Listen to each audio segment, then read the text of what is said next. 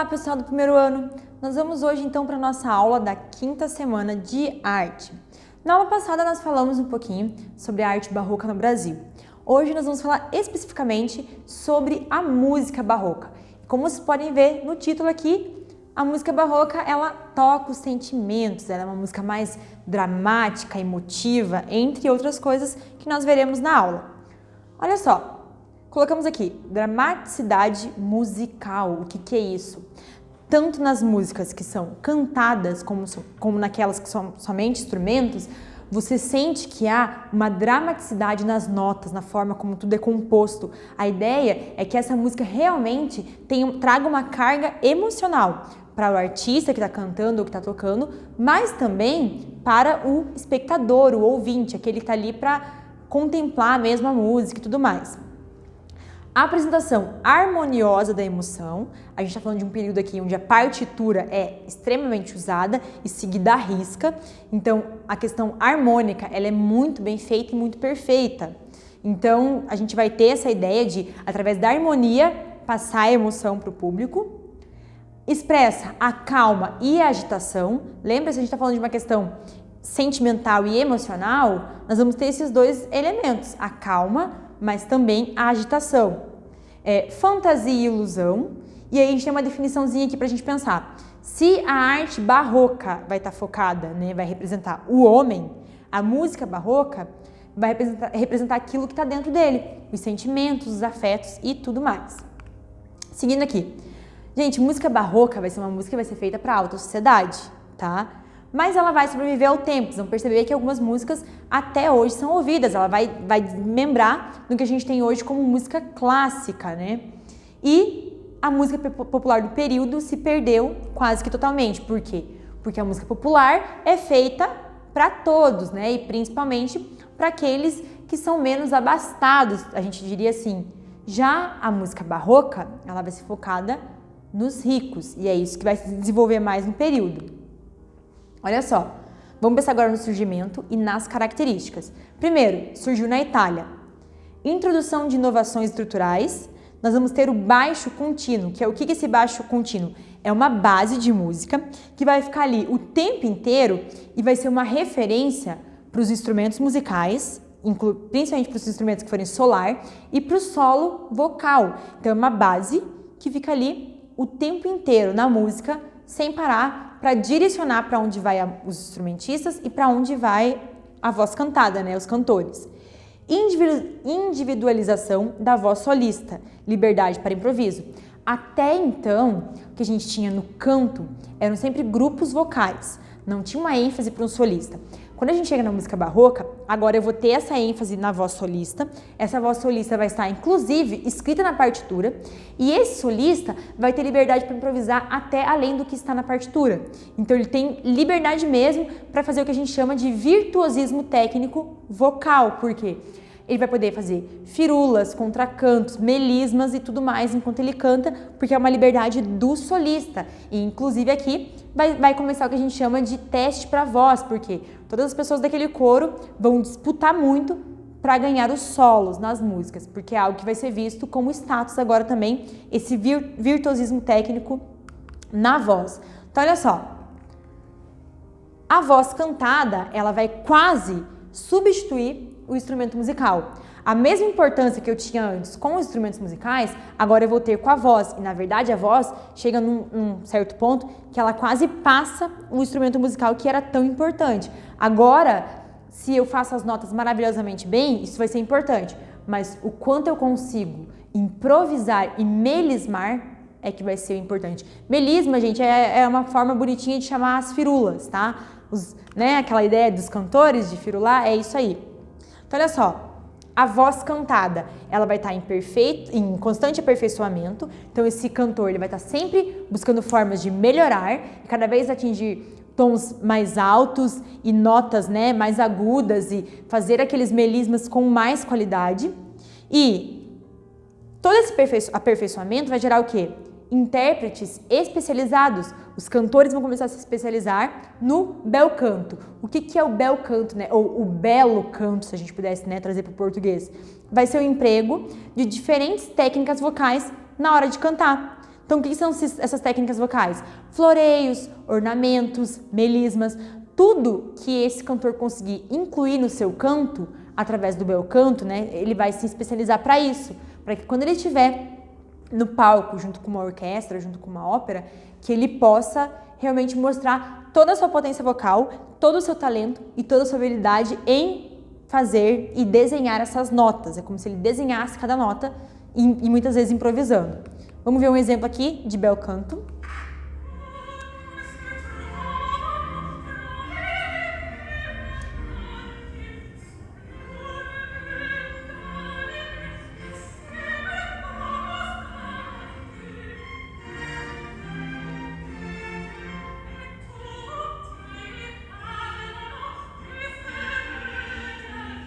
E aí na música barroca, quando a gente vai ver essa ideia do bel canto, sempre vai ter uma interpretação também do artista, não é simplesmente só cantar, ele precisa interpretar.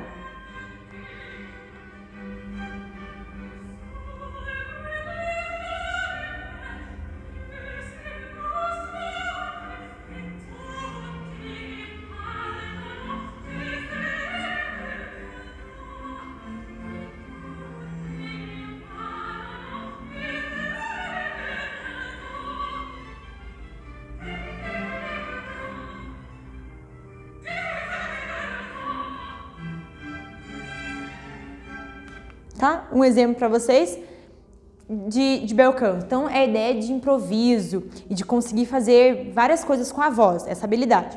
E aí a gente chega num momento muito curioso, e agora vocês vão dar risada, eu tenho certeza, ou vão fazer caras, tipo cara de espanto, cara de, tipo, nada a ver, que ridículo, por que isso? Meu Deus! É o que a gente vai ver agora.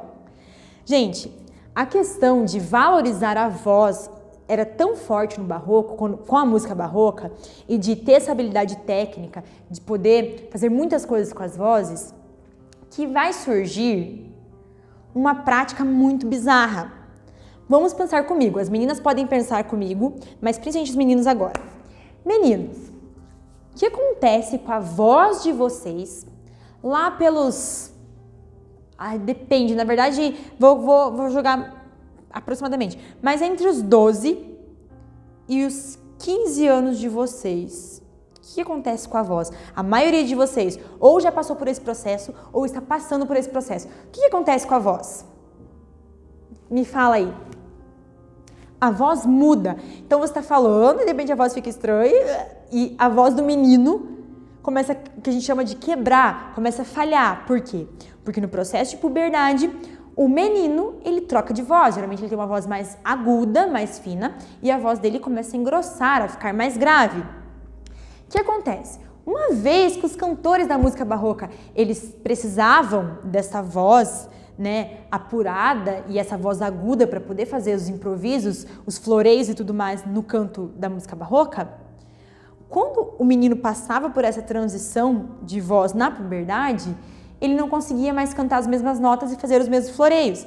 Para você, menino que canta, provavelmente você percebeu isso, quando se a sua voz já mudou, que talvez aqueles agudos que você conseguia alcançar, você já não consegue mais. Vou usar um exemplo, que já foi do nosso contexto cristão, né? Agora está no processo aí, mas, por exemplo, o J.A. O J.A., quando ele era criança, não sei se quantos conhecem ele, mas pode pesquisar na internet, ele cantava muito agudo, muito agudo. Hoje ele já tem acho que uns 20 anos e as músicas que ele começou a cantar depois desse período de puberdade mudou completamente as notas. Ele baixou o tom de música, ele começou a mostrar notas mais graves. Por quê? Porque a voz mudou. Só que os artistas, os cantores da música barroca, no período barroco, eles não queriam que a voz mudasse e até os grandes grupos vocais, eles não queriam que aquelas crianças mudassem a voz também. Então, num processo bem complicado e muitas vezes até clandestino, essas crianças, elas eram castradas, isso mesmo que você ouviu, elas eram castradas antes da puberdade para que essa voz não mudasse e para que eles conseguissem continuar cantando as notas agudas, que eles pudessem fazer os floreios, os ornamentos na canção sem que houvesse essa perda vocal, o que era considerado uma perda vocal. Gente, eles são chamados de castrates, tá? Então, os cantores castrates eram os cantores que eram castrados para que não tivesse uma alteração vocal. O vídeo que eu vou mostrar para vocês agora não é de um castrate, ele não foi castrado, tá?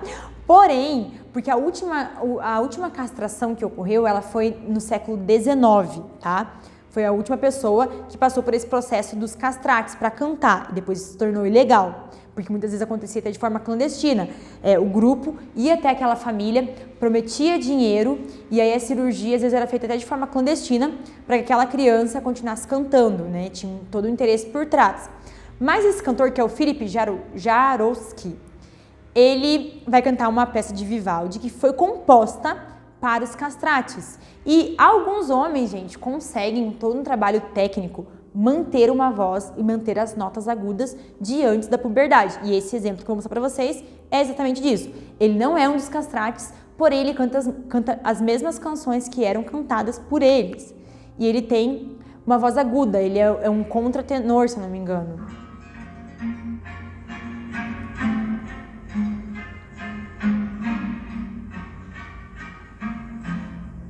Hoje vamos ouvir várias músicas.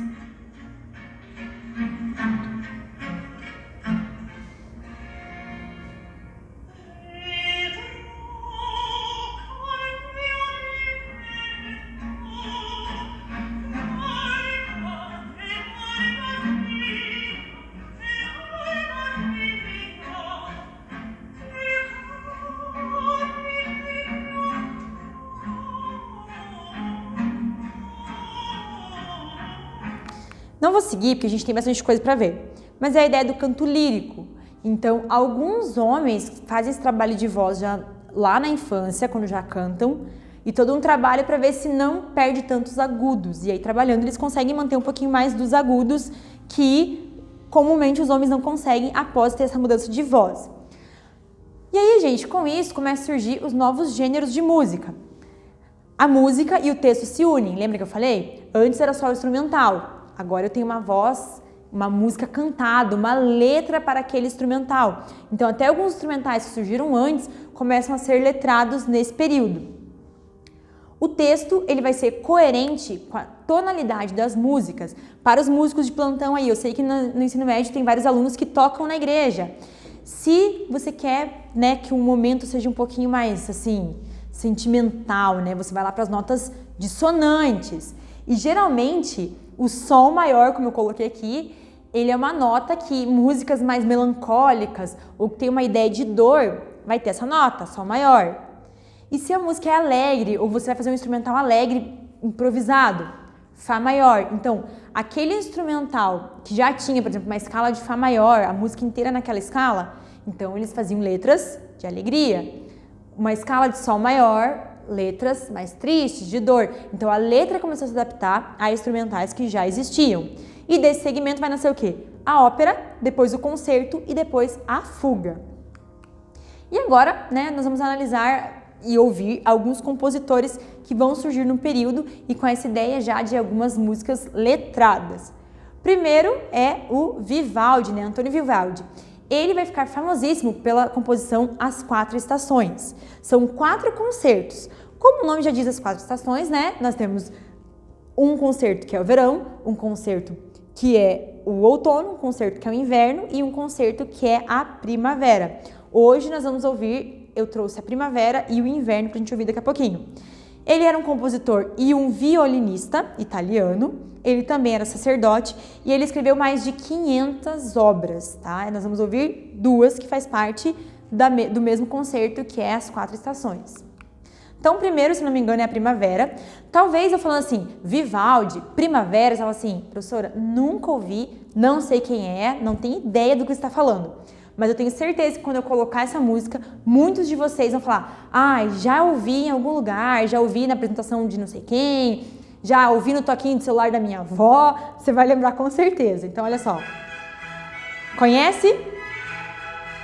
Esse é o concerto Primavera do Vivaldi, das 4 estações.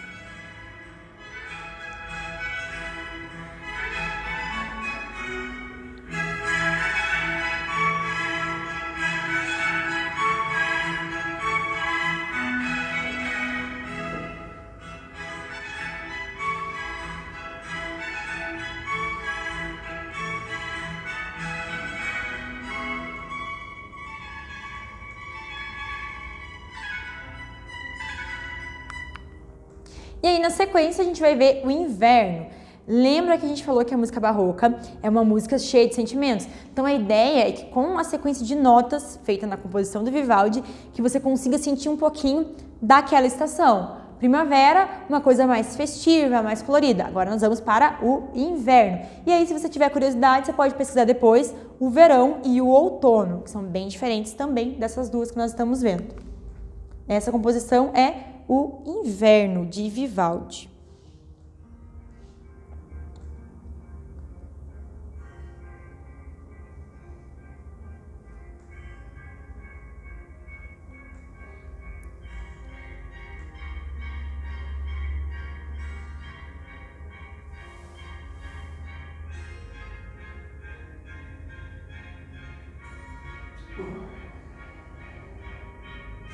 Então, a ideia de inverno, né, é uma coisa mais fria, até o instrumental é um pouquinho mais seco, acelerado, para tentar passar para o espectador isso.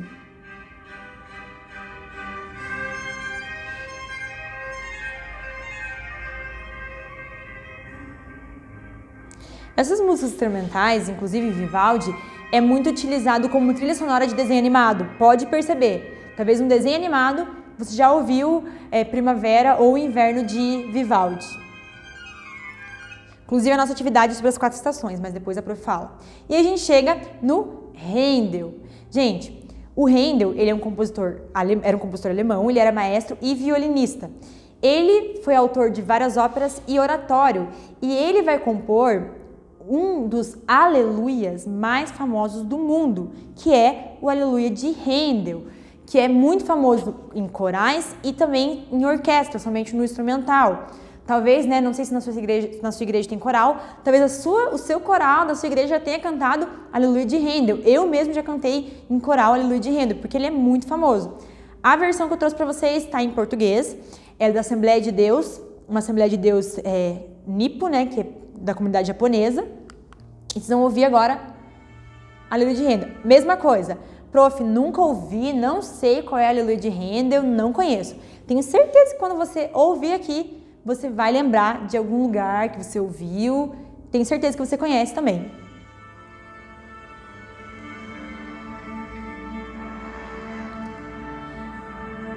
Falando de vocal, a Aleluia de Handel é extremamente trabalhosa a partitura vocal dela. E as notas são agudíssimas, então para todos os naipes é bem puxado.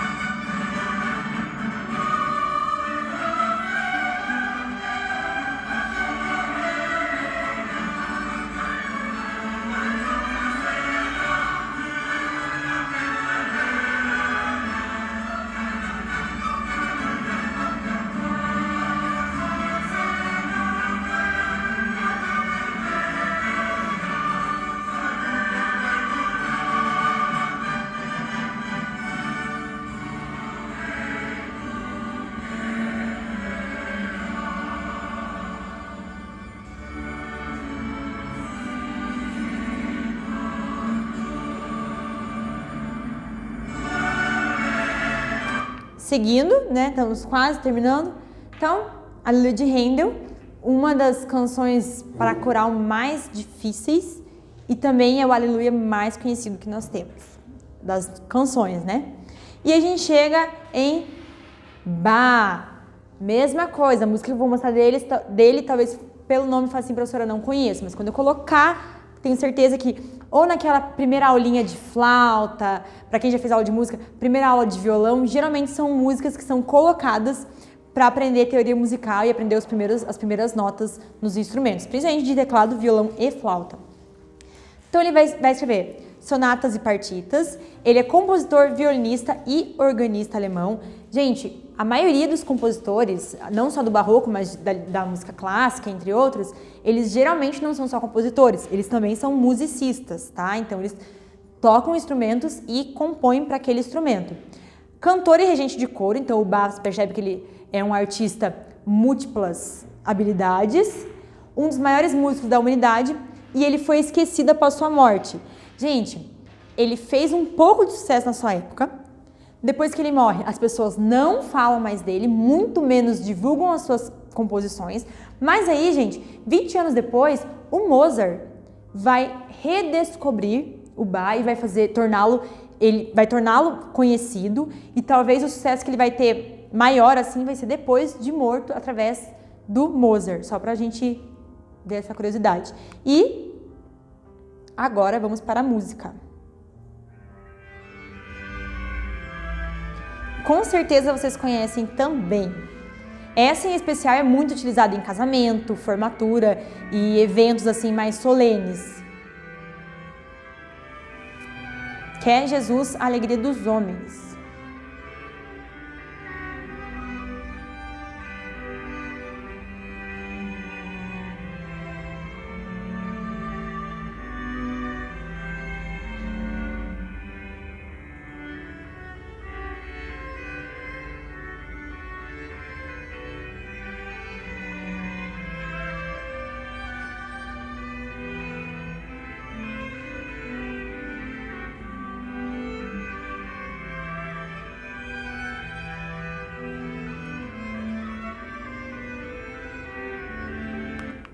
E antes de falar da nossa atividade, vamos só concluir essa ideia de música. Se a arte barroca, ela surge como resposta da Igreja Católica à Reforma Protestante, ela surge então com uma ideia de religião, de trazer os fiéis de volta para o catolicismo, de volta para a Igreja Católica, né? E focando agora não na religião, mas na instituição. Quando chega a música barroca, se vocês perceberam ali, algumas músicas que eu coloquei têm temática religiosa. Por isso, ainda que nós temos ali Vivaldi falando das 4 estações, a gente vai perceber que ainda é muito forte a questão da religião, porque a música barroca ela vem do barroco, então ela quer, através da emoção, trazer para esse fiel essa mensagem e esse retorno à religião, que a Reforma Protestante acaba fazendo um quebra, um racha mesmo na Igreja Católica, instituição. Lembra, gente? Não estou falando da religião. E a nossa atividade é a seguinte, você vai lá, você já tem na aula de hoje, nos slides, o inverno e a primavera de Vivaldi. Vou deixar disponível para vocês, já está aí, na verdade, no PDA, outono e verão. Você vai escolher uma das estações, você vai ouvir, e você vai ilustrar essa estação, mas não assim, verão, eu vou desenhar uma praia, um guarda-sol e uma esteira e um baldinho de criança brincar na areia. Eu quero que você escute a composição de Vivaldi e que você se inspire pela composição. Aquelas notas, elas conseguem trazer para você uma ideia de verão mesmo, já que você vai retratar o verão? Ou aquela composição te traz uma ideia de outono? E ouvindo a música, como que você consegue ilustrar esse outono? Quais são as impressões que a música gera em você para que você retrate o outono? Você pode fazer com pintura, né, usando pincel, tinta, você pode fazer com desenho. E aí eu vou trazer um plus para essa atividade. Você pode até mesmo fotografar, mas essa fotografia tem que ser feita por você, né, a partir dessa atividade e inspirada na música. Como você vai trazer essa sensação de inverno, de verão, de outono, de primavera, é você que vai escolher na fotografia. É uma opção a mais, porque eu sei que tem gente que gosta mesmo de mexer com fotografia, de criar composições fotográficas. Então, você pode pintar, desenhar ou fotografar, ok? Depois que você fizer a sua atividade, posta lá no Classroom. Qualquer dúvida, comenta lá no mural ou até mesmo na atividade e a gente vai conversando, ok? Então, por hoje é só e até a próxima semana.